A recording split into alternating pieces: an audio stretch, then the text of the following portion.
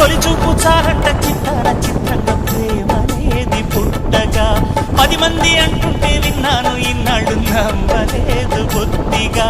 ఆ కళ్ళలో ఆ నవ్వులో మహిమ ఏమిటో ఆ కాంతిలో ఈనాడే నా ఉదయమైనదో